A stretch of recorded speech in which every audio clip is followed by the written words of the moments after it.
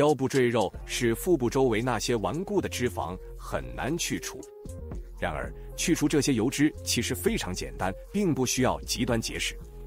在本视频中，我将为您提供5个简单的步骤，保证帮助您减掉腰部赘肉并保持效果。这一过程中的第一步，也是最关键的一步，是注重适当的营养。不，我没有说饮食，我说的是营养。这是2种不同的事物，但经常互换使用。节食这个词通常带有负面含义，但营养基本上只是意味着你持续食用的对生存和健康所必需的食物。您可能听说过，造成热量不足或消耗的热量少于消耗的热量对于减肥至关重要。虽然这是事实，但必须注意的是，像腰部赘肉这样的部位的脂肪减少可能不会立即显现出来。最初，身体会从脸部、肩膀、胸部和手臂等部位减少脂肪。在针对更顽固的区域之前，如果这听起来与您的情况相似，请在下面发表评论。为了有效减肥，保持可持续的热量不足至关重要。不要选择可能产生快速效果但难以维持的极端赤字，而要采取循序渐进、持续的方法。对于许多人来说，适度的目标是每周减掉大约1磅脂肪。这通常意味着每天消耗的热量比身体消耗的热量少约500卡路里。但是，请根据需要随意调整减肥过程的步伐，以确保其可控且可持续。您会很高兴听到我将要分享的接下来的步骤可以加快您摆脱腰部赘肉的进程，但重要的是要有耐心。请记住，这些游泳圈的形成是需要时间的，因此失去它们不会立即发生。接下来的2个步骤重点关注可以帮助这一过程的练习类型。首先，我们来谈谈举重。尽管它似乎并没有直接针对腰部赘肉，但它可以通过几种间接的方式发挥作用。首先，锻炼上背部和肩部的肌肉，可以有效地使腰部看起来更加窄小，让爱之把手不再那么显眼。此外，在热量不足的情况下进行举重运动，只能让你减掉脂肪，而不是肌肉。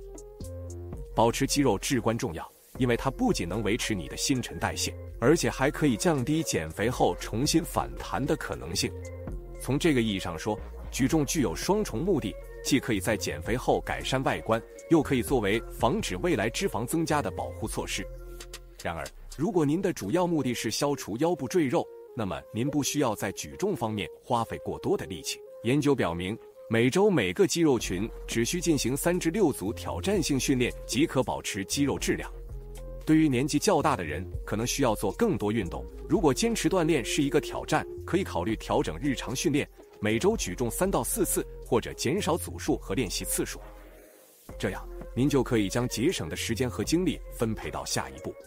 好的，继续第3步，让我们讨论一下有氧运动在您的健身之旅中的作用。虽然举重有利于肌肉发育，但它并不是燃烧卡路里最有效的方法。相比之下，慢跑或骑自行车等活动每分钟可以燃烧大约10到20卡路里，具体取决于您的体重。当旨在减少热量摄入以减之时，这一点至关重要。虽然饮食应该是弥补这一缺陷的主要方法，但配合运动也是有益的。举重起着一定的作用，但有氧运动应该是这个等式的重要组成部分。我知道，当提到有氧运动时，它听起来并不吸引人，但它并不一定涉及剧烈的跑步或长时间的跑步。我将向您介绍一套可管理且有效的每周有氧运动计划，您可以立即实施。但首先让我澄清一下，为什么有氧运动对于大多数人来说是必要的。有些人无需将有氧运动纳入日常生活，就能拥有精瘦的体格并消除腰部赘肉。然而，对于那些生活方式活跃或工作需要全天活动的人来说，这通常是正确的。如果您的生活方式不涉及大量的体力活动，那么仅依靠饮食来产生热量不足以减少脂肪，可能意味着消耗的热量会显著减少。随着减肥过程的进展，继续减肥所需的卡路里摄入量可能会进一步减少。结合有氧运动的一个优点是它能够针对内脏脂肪、腹部器官周围的深层有害脂肪，这对您的健康有益，并且可能有助于减少腹部的尺寸，间接帮助消除腰部赘肉。如果您从本视频中获得了价值，请点击赞按钮并订阅我们的频道，它对我们的帮助比你想象的还要大。选择一种你可以持续坚持的有氧运动类型和数量至关重要。一个简单的起点是增加您每天的步数，监测并记录您每天的平均步数，努力再增加2000步，逐渐提高这个目标，直到达到每天大约8000到10000步。仅此一项就可以显著增加您每日的卡路里消耗。或许这就是您所需要的。除了散步之外，您还可以探索其他形式的低强度到中等强度的有氧运动，只要您喜欢，并且可以定期进行这些活动。如果您不喜欢跑步，可以考虑跳绳、骑自行车、游泳、斜走或打钉球等多种运动方式。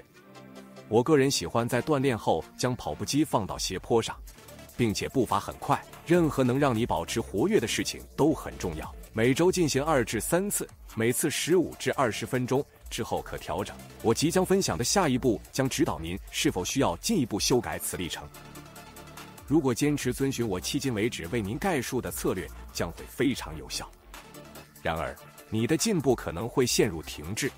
发生这种情况的原因是，当你减肥时，你的身体自然会开始燃烧更少的卡路里。这种减少的部分原因是因为你负重较轻，但也是因为你的身体可能会下意识地减少运动以节省能量。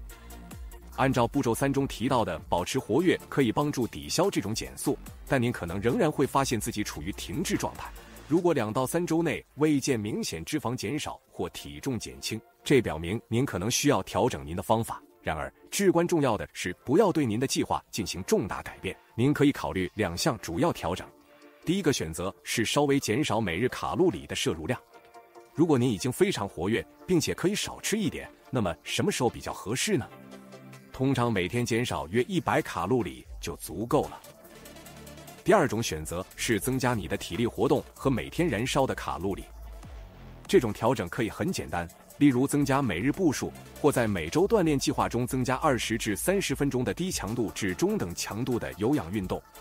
许多人由于过于专注于减肥进度，常常忽略最后一个重要的考虑因素，那就是评估追求这个目标是否真的值得。重要的是要明白，要完全消除腰部赘肉，必须达到高度瘦身，而对于很多人来说，长期保持这一状态可能具有挑战性。很多人一心想减掉腰部赘肉，却忽略了自己在其他方面取得的进步，没有意识到自己外貌的改善。这种情况并不少见。